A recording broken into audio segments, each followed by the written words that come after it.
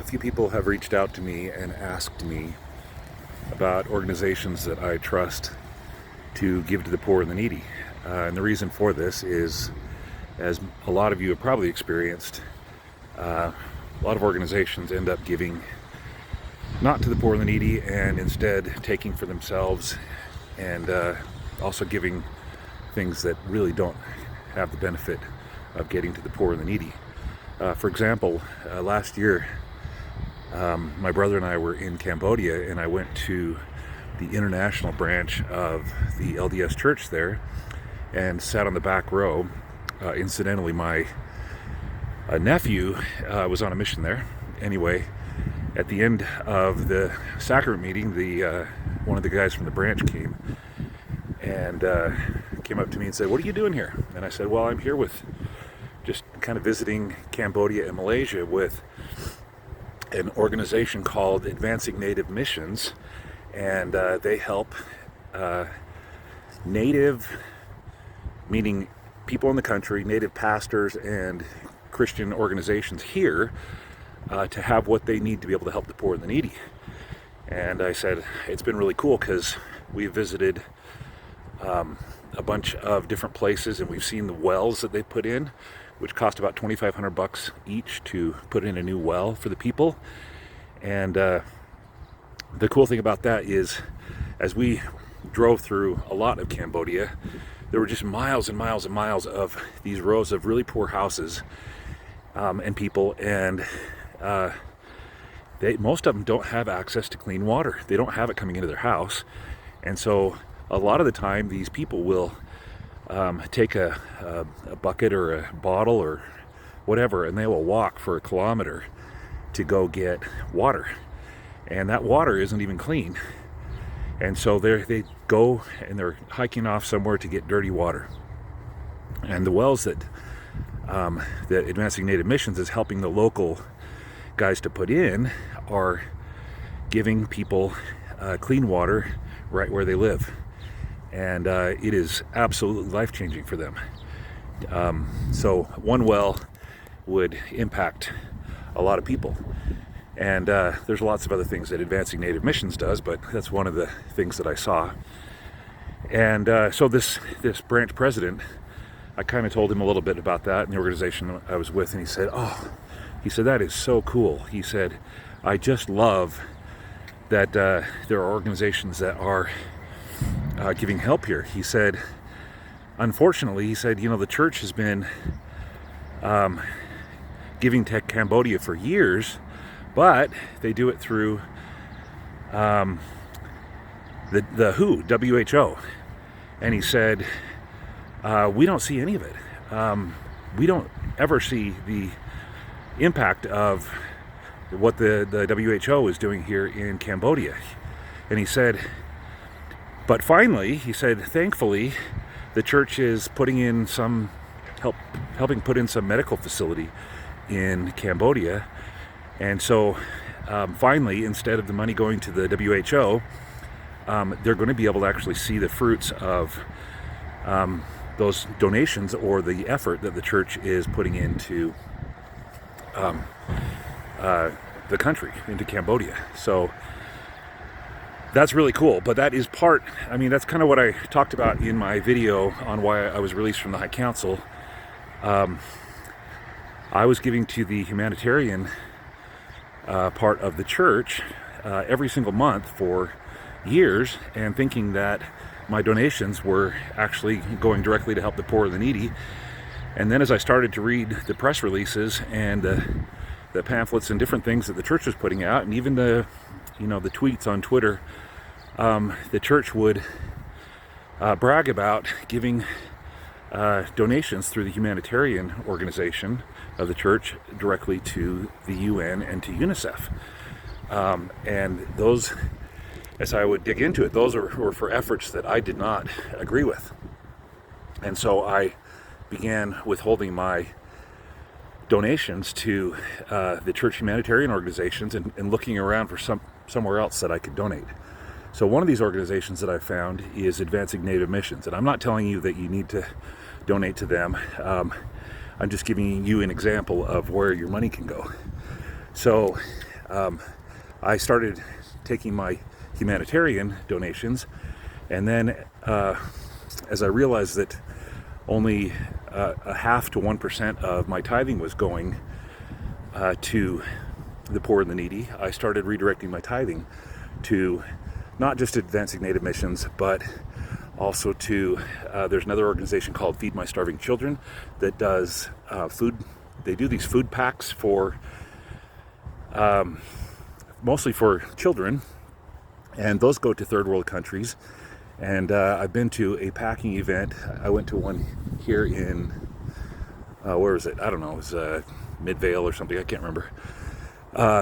And in that packing event, I think we packed like 30,000 food packs, which means 30,000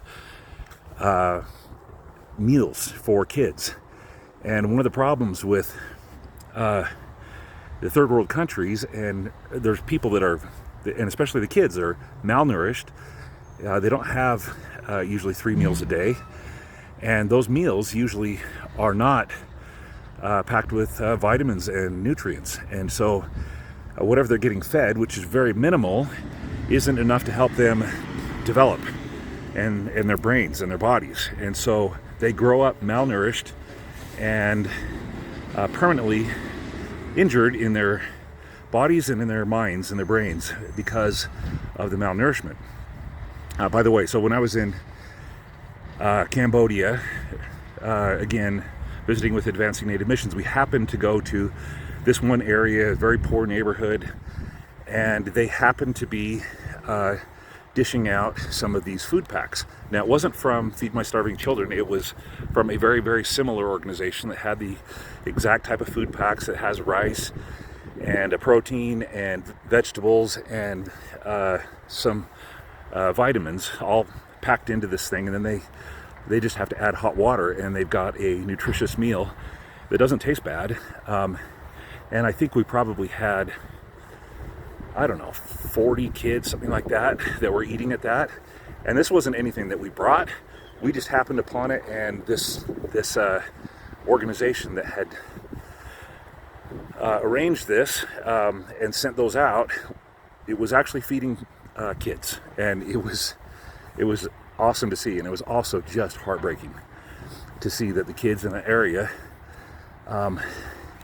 had to get those from an outside organization, and that's not something that they can take for granted there. I mean, we take for granted, we eat whatever we want here, and you know, in general, we get nutrients, and they're kind of beggars for good food that has nutrition in it. So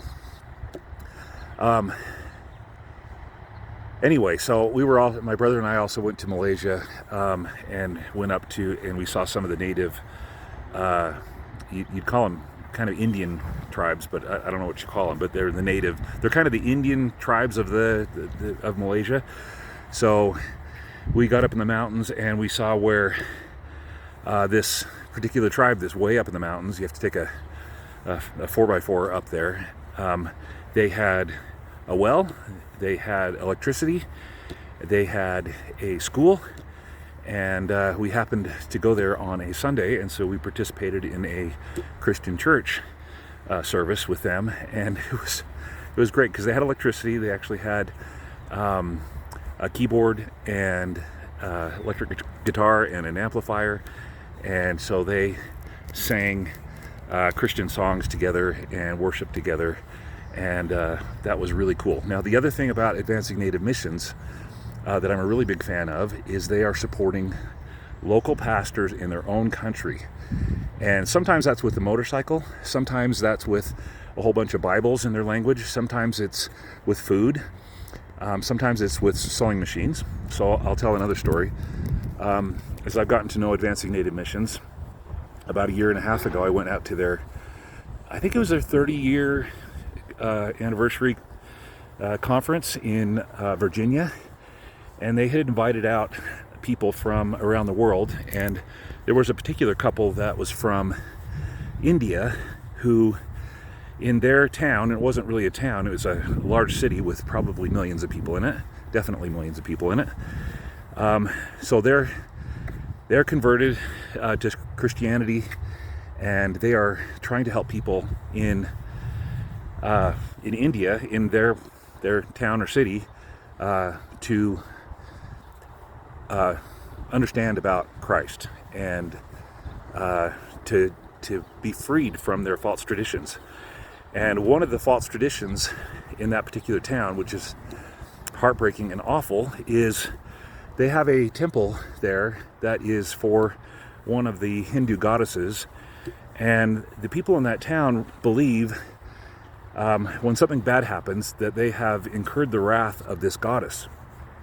And the common belief, very common belief, is that in order to appease that goddess, that you need to go to the temple, take your young daughter, very young daughter, and have her trained in the ways of prostitution so that she can prostitute herself for that goddess. And so once those girls have been trained in prostitution, they go home and they set up a little area in the front of their house, and that's where they will advertise that they have a girl there that men can go and pay for prostitution, and a portion of that earning goes to the people who are organized as, I don't know what else you call them except for pimps, and then at the end of the year they take an offering from the money that they have made and they give it to the temple. So the family gets their income from prostituting their young daughters at a very early age, and they also feel like at the same time that they are appeasing the goddess of that town. So as this local Christian pastor and his wife go out to the people there, they teach them about Christ, and they teach them that under Christ they are made to be free, not to be slaves. They teach them the commandments. They give them a copy of the Bible, and they started a school there where they would educate these young girls and young boys, and teach them the Bible at the same time, teach them about Christ. So they'd educate them at the same time, and they would also, in order to get you out of the situation you're in, they would teach them how to sew. And so there are sewing machines that you can buy, and this is partnering with Advancing Native Missions. You can buy a sewing machine, and this will go to one of those girls who is in a very bad situation, is responsible for earning the money for her family. They teach her how to sew and how to make an income, a productive income.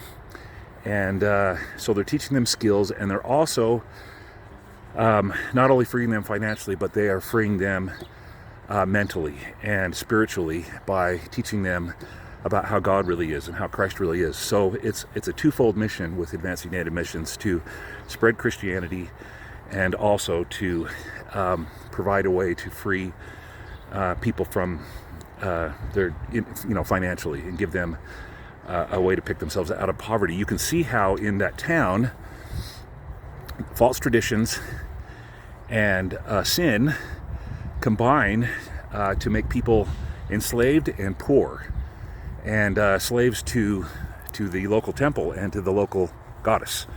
And I wish I could say that was the only place, but it's not. And so in order to free people, you can certainly throw money at them, but it would be best if you give them money at the same time they are being taught how to pull themselves out. So anyway, as I've gotten to know Advancing Native Missions, like I said, I went out to a conference about 1.5 years ago in Virginia. I met the founder.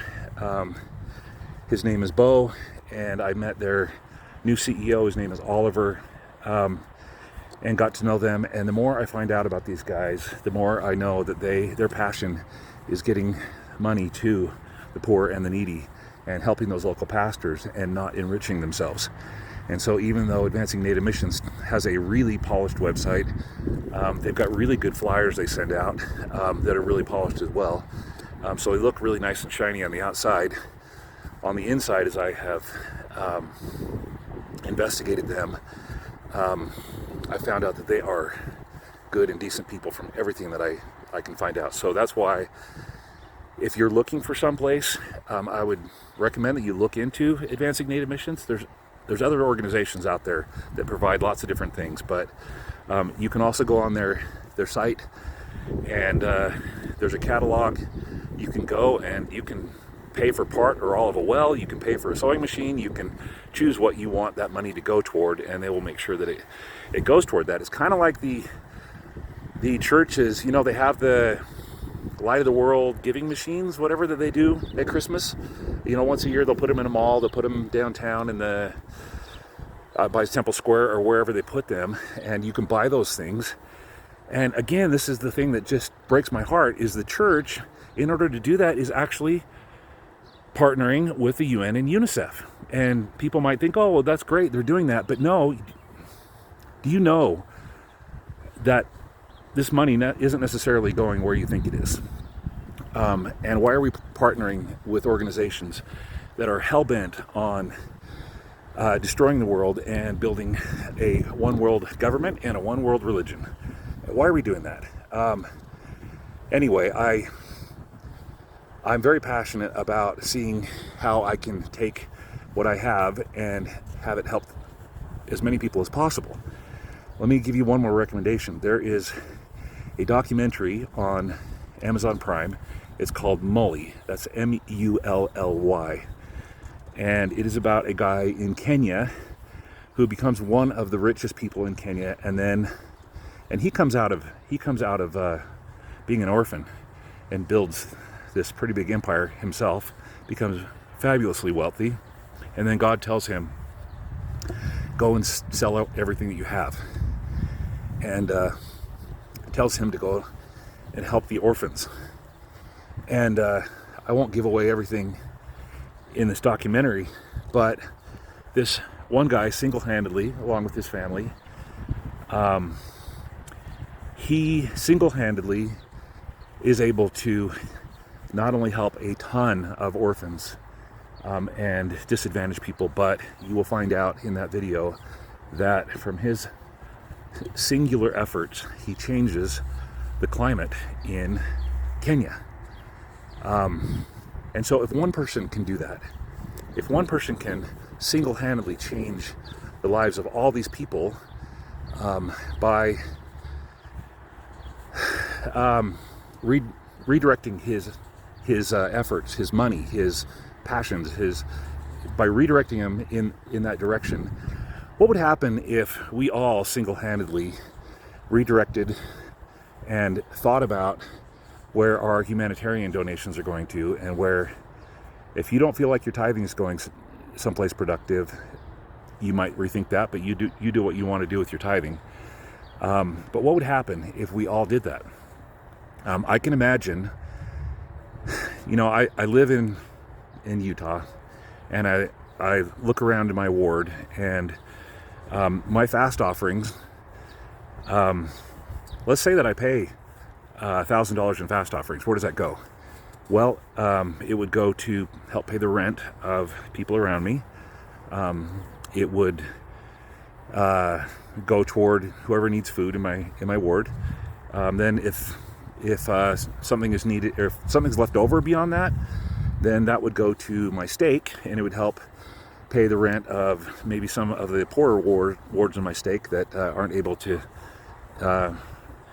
completely cover the cost of rent for those people there.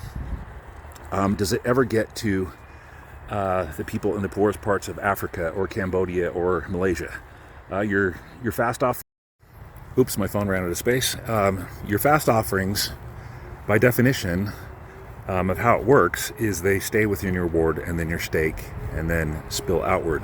So really, your fast offerings aren't ever getting to the poor and the poorest of the poor and the neediest of the needy.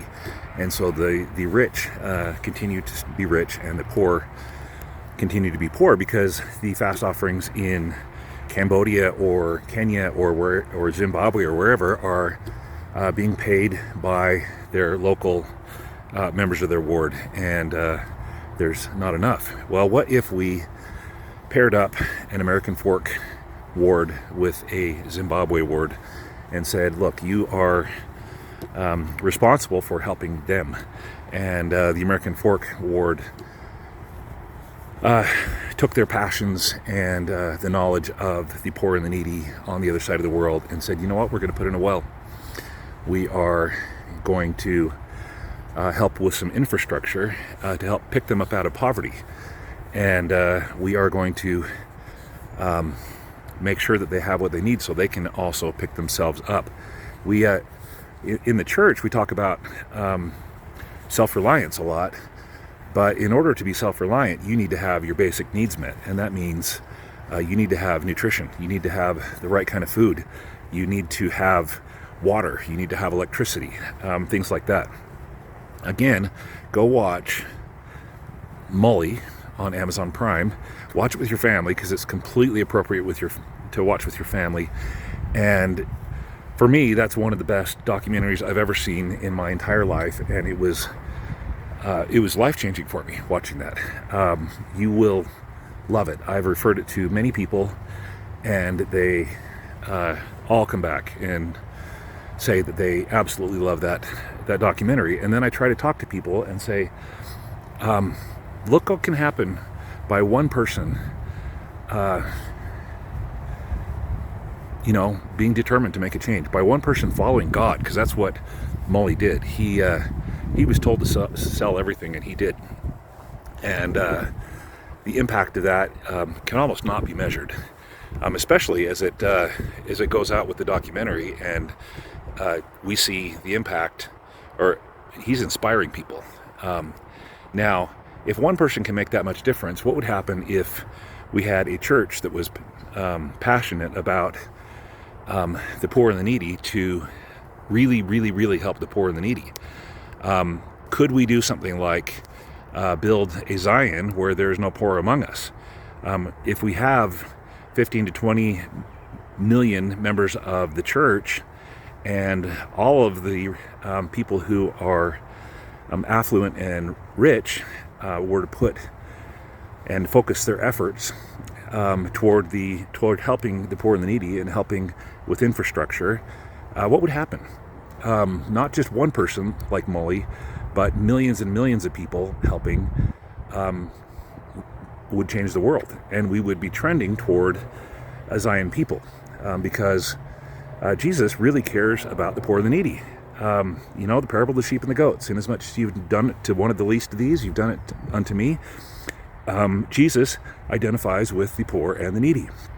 And he wants us to treat them as we would want to be treated ourselves. So what if you were in Cambodia or Malaysia or Kenya or Zimbabwe, and you had no running water, and you had to walk a kilometer to get to muddy water, and you didn't have nutritious food? Would you want the members of your church to be helping pick you up out of a situation where you really can't pick yourself out of that? I mean, they work harder and longer for the most part than most of us, and they don't have time to go dig a well, and they don't even know where to dig a well, and they don't have the proper equipment to do it. And so it really is one of those problems that has a solution, and that solution was given by Jesus, and it's in the Bible, and it's in the Book of Mormon, and it's staring us in the face. So anyway, enough of me preaching. I believe that we are meant to make a difference, not just for ourselves and our family and our ward, but for those who have been given many talents, which is a lot of us. We are meant to use those talents to help others. And so I hope that's helpful for somebody out there.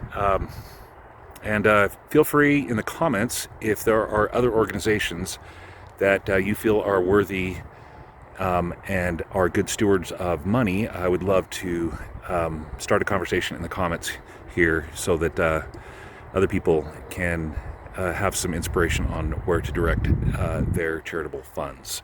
I will include in the description of this video some links to Advancing Native Missions and Feed My Starving Children, and also to the documentary Mully, which I highly recommend you watch with your family tonight.